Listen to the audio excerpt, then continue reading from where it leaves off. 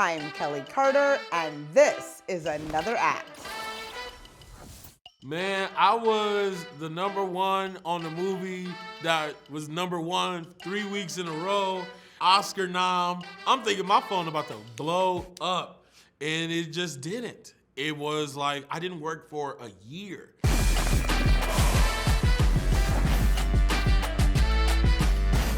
O'Shea, welcome to the show. It's so nice to see you. How are you doing? I'm doing pretty well, can't complain. Probably will. I was gonna say, I think you're doing better than pretty well. I want to start here, O'Shea. Navigating a career in Hollywood isn't a novelty for you. You studied screenwriting at USC, but I want to know, where were you in life when you decided that you wanted to hold some space in this industry? It was, I as a kid, I had two teachers that really kind of sparked my creative interest. Hernan Delalde and Rochelle Nondorf. They were my homeschool teachers at the time, and I really credit Hernan with showing me the difference between a movie and a film, and I started to appreciate film a little bit more, and that's what led me to want to go into writing. Rochelle got me a journal for me to kind of jot down my ideas in, and on the front of that journal, it said, "Go confidently in the direction of your dreams and live the life that you've imagined." It's a quote by Henry David Thoreau. And I held on to that. That's my favorite quote. I give it to people who I believe in and want to see continue to go forward in what they're doing. And after Straight Outta Compton, we went on our Oscar tour, and I was able to meet a lot of people that I had admired growing up. And in my mind, I knew then and there that, we got to make this work. This is where we want to be. And when it comes to walking in my father's footsteps, I'm never gonna make the dent that he did in music. But I feel like when it comes to acting and my craft, I have a chance to take our family to new heights. And that's really what I want to do. I'm motivated. I'm a student of Kobe Bryant, so I am motivated by trophies. And the more trophies that my mother has in her case, the happier I'll be. No, I love hearing that. Obviously, Straight Outta Compton was a validating moment for you, but I'm going to go ahead and guess that you found a sign that this was what you should be doing probably before that. What was that moment for you that gave you the go-ahead to have a green light in this career? Um, I I think it was getting into USC. Getting into USC in the screenwriting division. It's difficult. It's not an easy task, and because of as a kid, you don't realize how important it is to have good grades until you're depending on them. And the work that I put in throughout high school allowed me not only to get into the school, but then the conversations that I had with the two teachers I mentioned, and taking my inspiration into writing and putting it on the page. The school saw something in me, and I figured if you could get into somewhere that high of pristine, you must be doing something right. And I grew up on sets my whole life. It's something that I feel comfortable in. I feel like it's second nature. And the work that I had to put in to get my role kinda is where the "we can do this" kinda happened. And I remember after the fact, reading articles or comments diminishing my accomplishments. Of course he could do this. I mean, he's playing his dad. A lot of that chirp bugged me. It bothered me. That's a little bit, some more Kobe in me. I didn't like it. I didn't like that they had something that they felt like they could hold on to. And, they felt like I wouldn't go past, that one movie. So I remember telling my team that every movie that we do, the next one has to be the complete opposite. We have, after Straight Outta Compton, I went the indie route and did Ingrid Goes West. That got me to Sundance. After we did that, we did Den of Thieves, the action suspense film. And then after that, we went into the blockbuster with Godzilla, King of the Monsters. From there, we go into the comedy with Long Shot. So I just never wanted them to be able to put me in a box. And, now I started dabbling with television, with Swagger and the Obi-Wan Kenobi series. And then Cocaine Bear presented something that I had never seen before. My first dip into horror and, a chance to get back into movies in a fun way. We, as actors, we all got our dramatic roles that we do. But at the end of the day, people want to have entertainment. The majority of people want to have fun when they go to the movies, and I feel like I really got something in the bag right here. I pride myself on my batting average. I got some good films. There hasn't been one that's made me regret it, and definitely not this one. This one is a wild ride that I can't wait for people to see. Yeah, it's so funny because you completely anticipated in some ways a question I was going to ask you. I'm going to stay in the same lane though. How challenging has your selection process been for you? Yeah, it's it's a conversation of, have we done this before, and how will it aid us? How will it push us forward? And if it doesn't work, how big of a hit would it be against us? I've done a lot of supporting roles because I found early on that a skill that I have is somebody labeled me as a scene stealer. The philosophy I have when it comes to supporting roles is like, yeah, Luke Skywalker is the hero.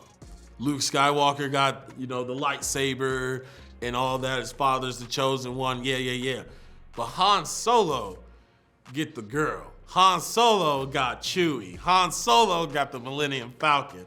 Like, yeah, Woody is the main character, but Buzz Lightyear is the coolest toy in the world. Like, you gotta be able to kind of steal the show a little bit. And so that's what I tried to do a lot early in my career before they gave me the ball to see what I could do with it. With Swagger, it was the first opportunity since Straight Outta Compton where I was the number one.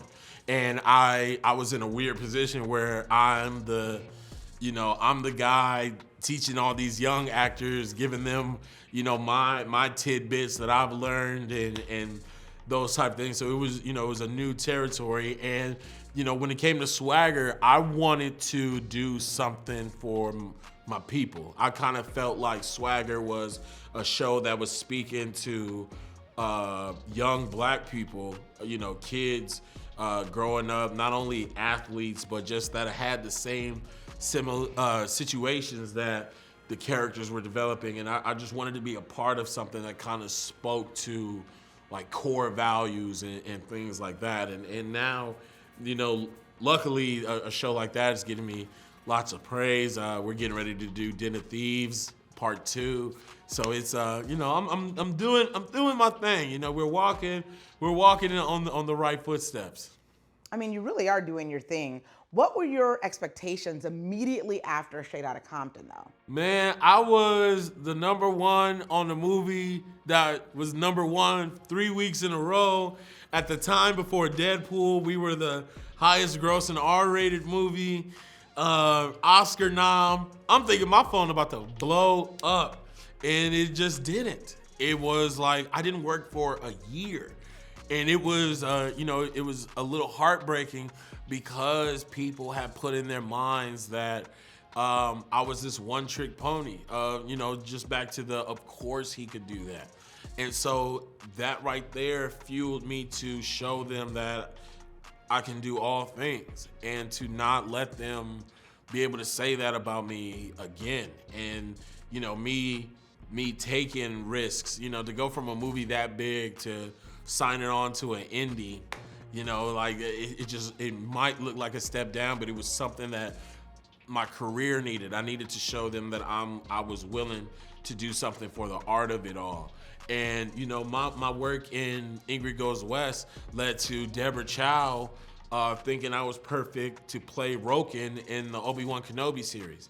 It's just certain things that, you know, that you have to do that in the long term will mean more for you than, you know, a quick cash grab here, there, you know, whatever.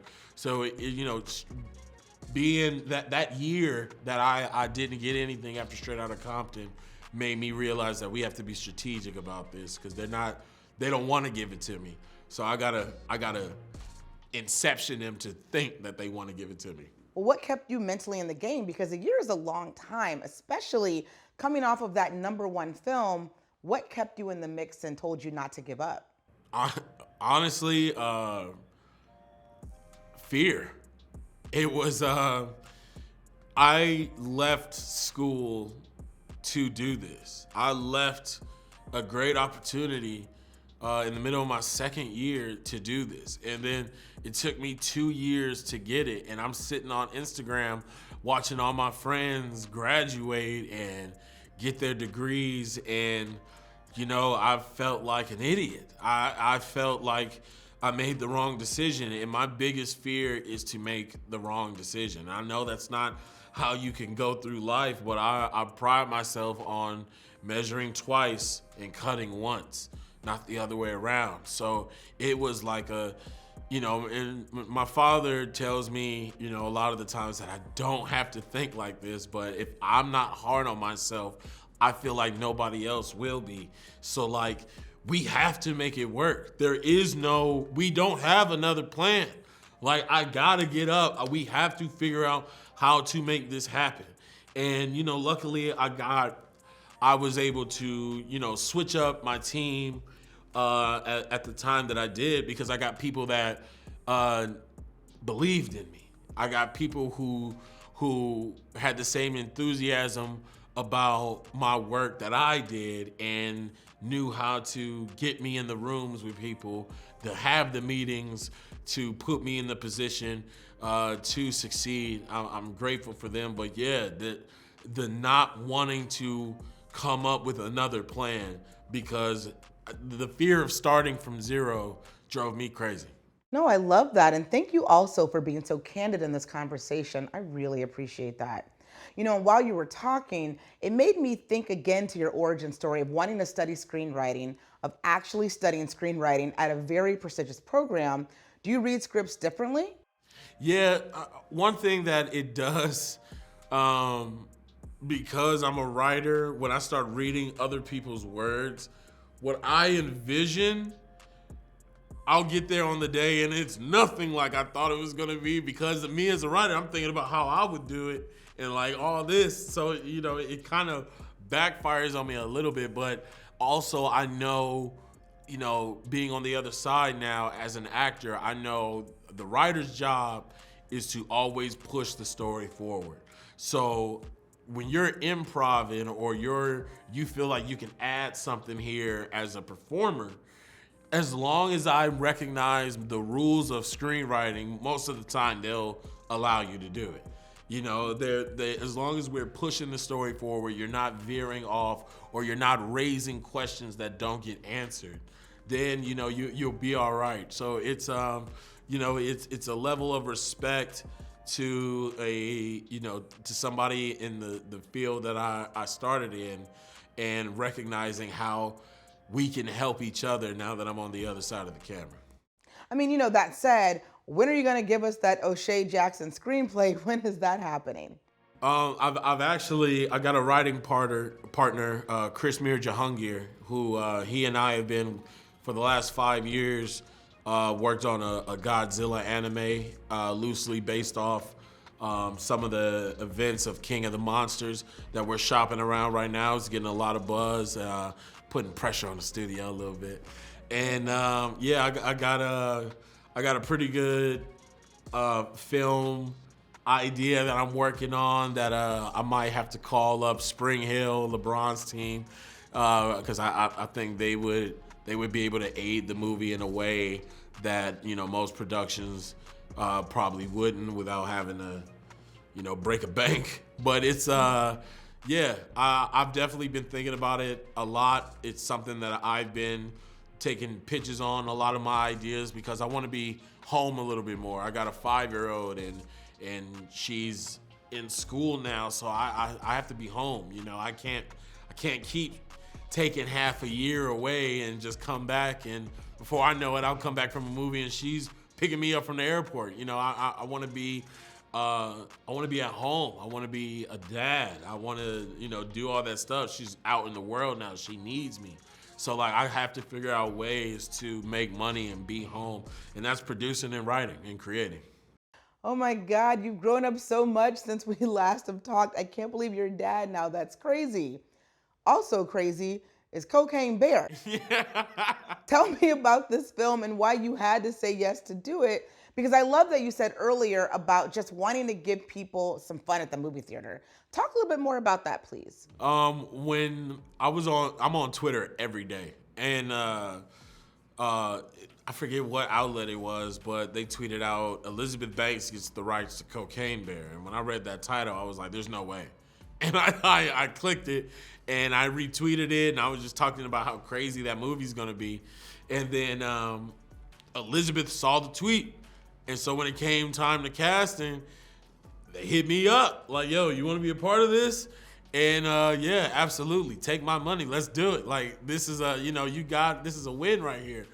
And yeah, it's a new story based on true events, not like anything people have seen, which is a rarity nowadays. And it's one of those movies that I know you're gonna have fun without some superpowers involved. And it's it's a ride. It's a good time, and it's one of those films that you want to see with a crowd. That crowd environment, because of things like the pandemic, we've been missing. And I get it. I'm a homebody. All right, I could talk you out of doing most things and just chilling at the house, but this is something that you gotta see with a crowd. I haven't even watched it personally because I want to see it at the premiere with that environment. So yeah, it's a fun ride. I love it. Well, you know what? It's also been a really fun ride watching your career and how well it's grown and all the incredible things that you've done. Continued success as always. O'Shea, thank you so much for talking to me today. Of course, shout out to ESPN, the worldwide leader. Go Lakers. There you go. Thank you. Have a great one.